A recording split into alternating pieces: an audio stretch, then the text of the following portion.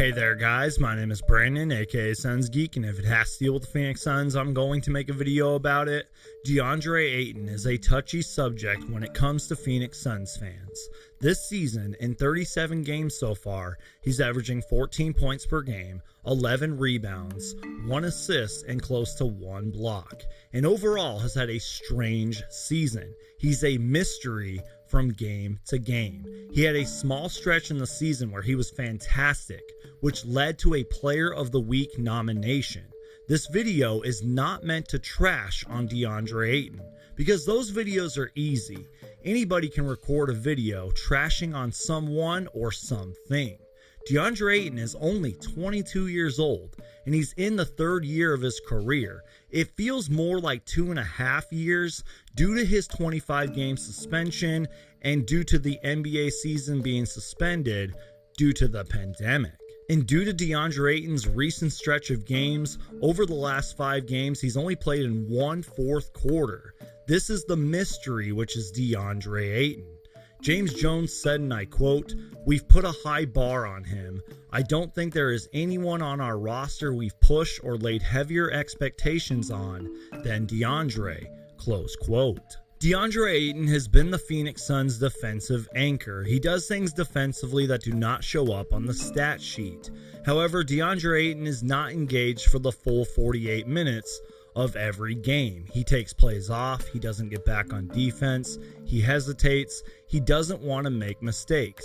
He has not been the player that Phoenix Suns fans have hoped for this season, especially on a roster with Chris Paul that is playoff bound. But at the same time, he has been decent. He's still only 22 years old and has so much time. What if one day Deandre Ayton becomes an NBA All-Star? I think Phoenix Suns fans do believe in Deandre Ayton, and because of that belief, they expect so much out of him. Let's fast forward to the start of next season. If Deandre Ayton is looking and playing and putting up the same numbers that he is now, should he be traded? Are the Phoenix Suns stuck with Deandre Ayton for the foreseeable future? But I also want to ask a few questions kind of defending Deandre Ayton here. Would we be worse without him? Who would play defense? Who would grab rebounds? Is Monty Williams to blame? Is Monty Williams' rotations, coaching decisions, and lineups at fault? Are the Phoenix Suns not properly using Deandre Ayton in the Suns system? I also was asked this fantastic question in one of my Q&A mailbags, and I feel like this question deserves its own video, but I would really appreciate it if you guys would get active in the comments section and leave your thoughts about it down below. And to close out this video, I wanted to play you guys some clips from my good friends over at the Valley Podcast. They were recently talking about the Phoenix Suns and Indiana Pacers game, and I got some of their best moments talking about Deandre Ayton, and most of the stuff that they said I 100% agreed with, and that's why I wanted to add it into this video. So major shout out to the Valley Podcast. They've been on my channel before. They are awesome guys. I love working with them. Go subscribe to the Valley Podcast, because I don't know if this video would have been made possible without them. And also, you guys, big shout out to my good friend Romp 2.0, who was nice enough to make the incredible thumbnail on this video. Go subscribe to Romp 2.0. He does incredible basketball content. And thank you guys so much for watching. Please subscribe for everything Phoenix Suns. If it has to deal with the Phoenix Suns, I'm going to make a video about it. Make sure to Hulk smash the like button, and now tune in to the Valley Podcast. I will leave the full podcast link down below in the description. Thank you guys so much for watching. Oh man, I don't even know what to start with Ayton, because Can we start with him getting that pass about 12 feet from the rim, and he gets ready to take flight. Oh, Jesus. and He puts a Ryan power Turner. dribble, and I'm thinking, oh, I was like, what's He's gonna gonna, happen? you're like, right? here's this Amari Stoudemire style dunk that's coming, right? I'm thinking, here comes the first Amari style dunk of his career, and it's gonna be on Turner. Jesus. Here, Then he gets sent back. Huh? No, Just- didn't even get sent back. He His just whole- like He just stopped gets in midair. dicked. Okay, he got scared is what happened. He got mid-flight. He thought he was Dragon Bender and that he better cover up his body, and his whole body got rejected as if his whole body was the ball. He just sent him flying, and the ref was like, you know what? I'm not calling a foul on that shit. You just got your whole body sent away, bro. Like, get out of here. So that is Ayton in a nutshell. So anybody, go ahead. Go ahead. Well, that's the exact reason why we're mad, because like people like Aiden's world jump into my combos because Kiz was tweeting about it, and I get it. You guys want to defend people based off of their stats, but there's a thing called the eye test, okay?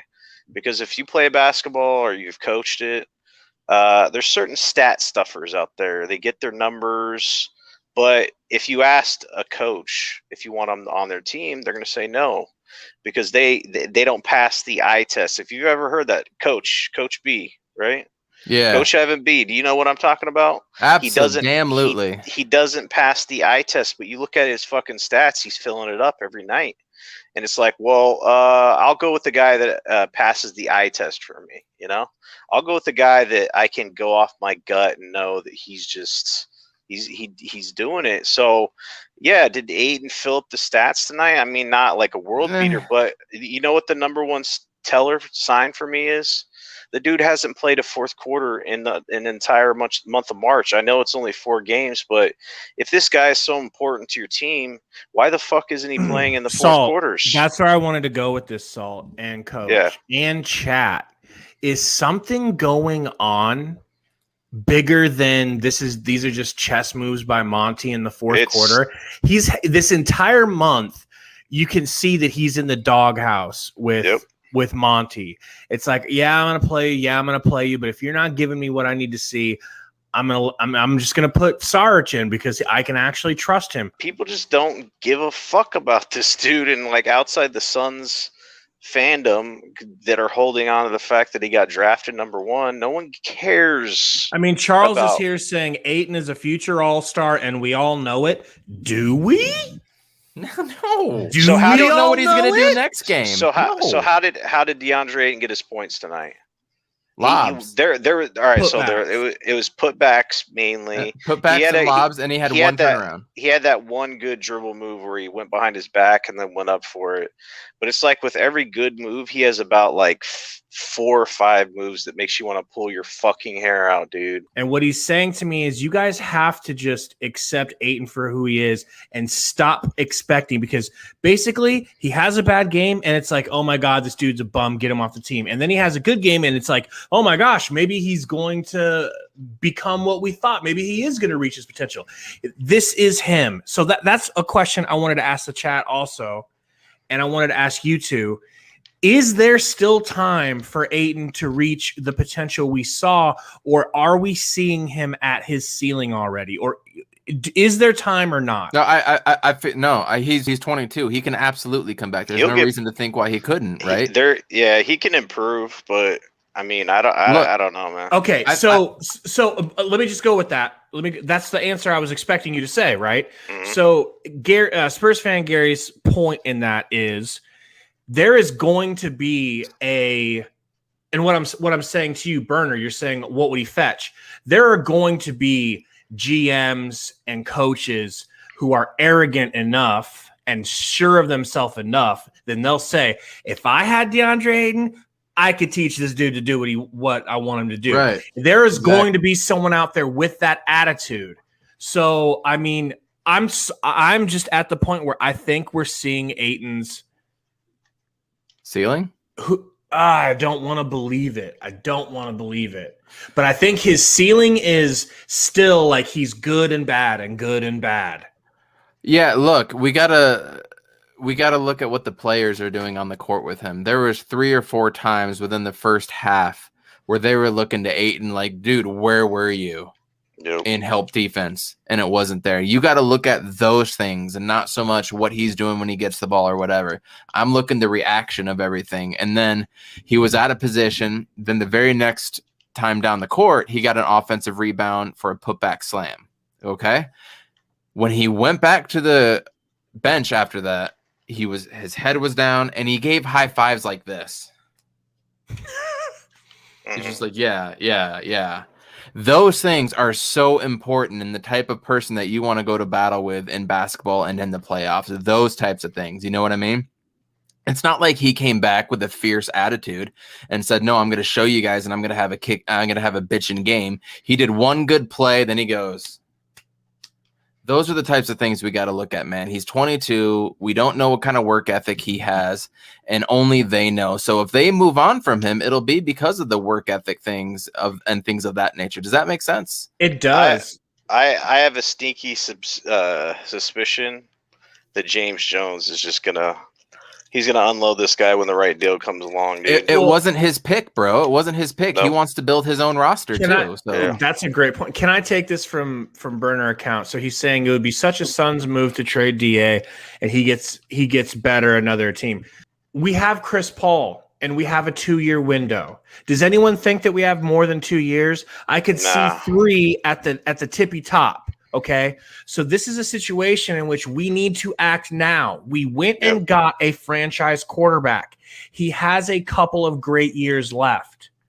We can't waste this time if we want a championship. We're not even usually in the headspace of thinking about championships. Right.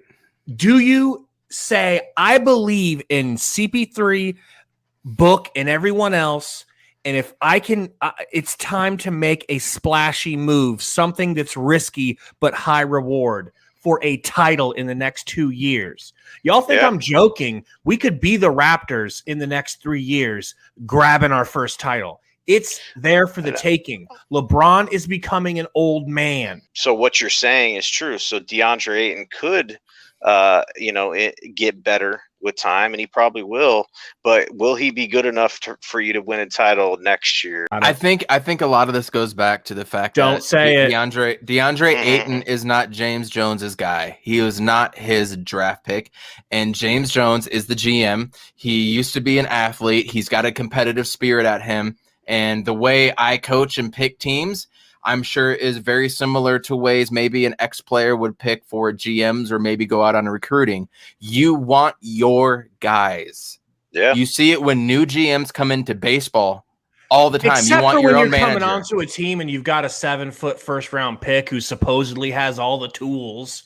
You don't want to get rid of that guy, but if he's you don't want to get rid of him last year in his second year. You don't want to do it, but you've seen enough to know by this point, right? And he tried to trade him in the offseason. The thing is like the fact of the matter is contracts are going to come up. We drafted DA and Bridges in the same year, and people have put these polls up. Who put it up? Did the GOAT of YouTube put it up? Did Suns Geek put it up?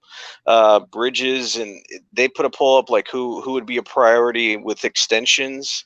And I respond without even thinking about it, and it's Bridges. I don't think he's a max player or anything. I think it was Geek.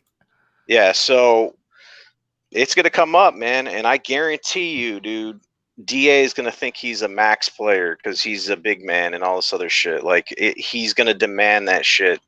And you're going to have multiple contracts coming up, and then the years after that, then you have Cam Johnson coming up. So it's not as cut and dry as you guys think it is.